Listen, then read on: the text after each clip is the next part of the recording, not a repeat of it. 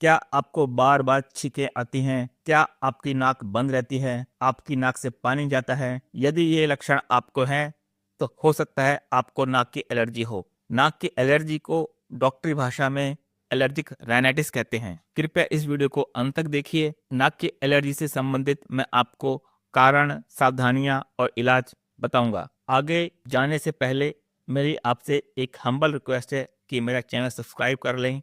अगर आपको allergic rhinitis की बेसिक जानकारी है तो आप इसे खुद कंट्रोल कर सकते हैं। इस वीडियो में मैं इसको कंट्रोल करने के लिए आयुर्वेदिक इलाज भी बताऊंगा।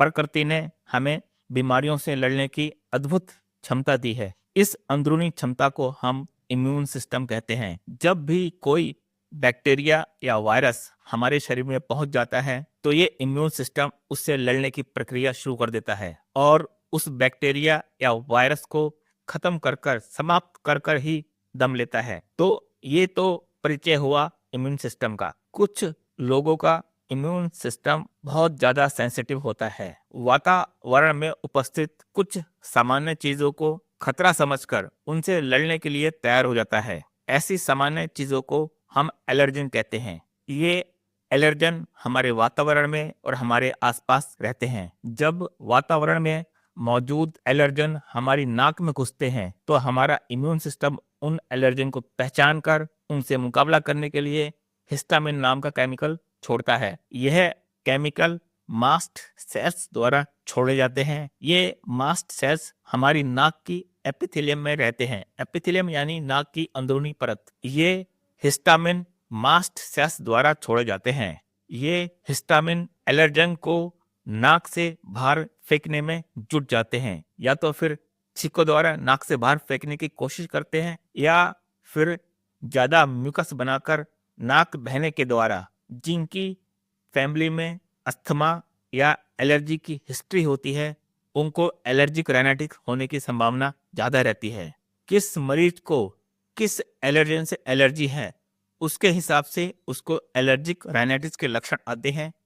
ये लक्षण पूरी साल में कभी भी आ सकते हैं या कुछ समय विशेष साल के कुछ समय में आते हैं या फिर कुछ खास महीनों में भी ये लक्षण आ सकते हैं।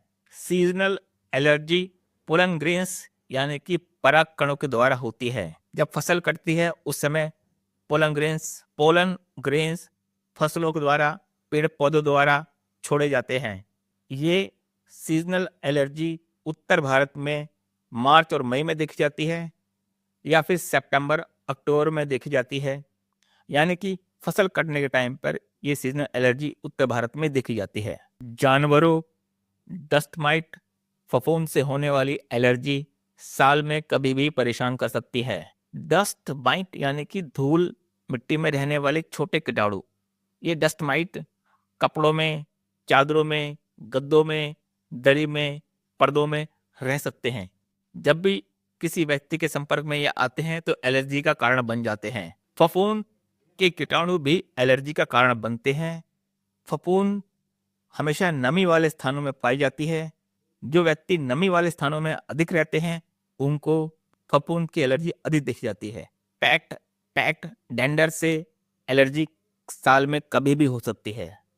पैक्ट यानी कि कुत्ते, बिल्ली, इनकी स्किन में एक प्रोटीन होता है जिससे व्यक्तियों को, लोगों को कभी भी एलर्जी का सामना करना पड़ सकता है। इम्यून सिस्टम के इरादे तो नेक हैं, वो आपको सुरक्षित रखना चाहता है, परंतु उल्टे ही आपको परेशानी हो जाती है। एलर्जिक राइनाइटिस के लक्षण अचानक होते हैं। बार बार छींके आना, नाक बहना, नाक बंद हो जाना, आंख से पानी आना, आंख में जलन होना, गले में खराश होना, कभी कभी खांसी आना, सिर दर्द रहना, नींद न आना जैसे लक्षण एलर्जिक राइनाइटिस में हो सकते हैं। स्ट्रेस, पॉल्यूशन, सिगरेट का धुआं एलर्जिक राइनाइटिस के लक्षणों को बढ़ा सकता है। खराब स्वास्थ्य भी एलर्जिक राइनाइटिस के लक्षणों को बढ़ा सकता है। बार बार एलर्जी हो सकती है। अगर आपको वीडियो में दी गई जानकारी अच्छी लग रही है तो कृपया वीडियो को लाइक अवश्य करें। आइए जानें एलर्जिक राइनाइटिस के लिए डॉक्टर को कब दिखाएं।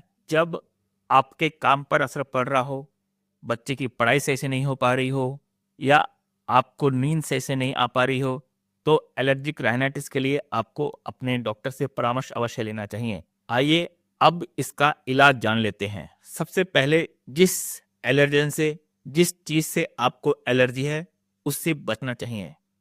अगर पेट डेंडर से एलर्जी है तो पालतू जानवरों से थोड़ा दूर रहें।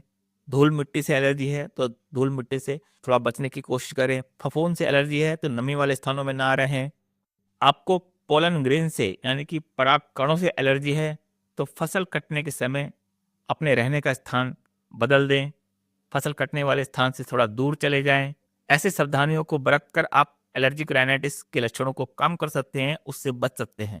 आयुर्वेद में एलर्जिक राइनाइटिस यानी नाक की एलर्जी का इलाज संभव है। षडबिंदु तेल लें, इसकी एक एक बूंद दोनों नाकों में डालें। ऐसा प्रातःकाल प्रतिदिन करें। बाजार में एक चूर्ण आता है, हरिद्रा खंड चूर्ण। इस चूर्ण को बाजार से ले आएं और इस चूर्ण को आधा चम्मच यानी कि 2 से 3 ग्राम सुबह शाम गर्म पानी से लें। निश्चित रूप से आपको एलर्जिक राइनाइटिस में आराम आएगा। तो आज की वीडियो में बस इतना ही। Thanks for watching.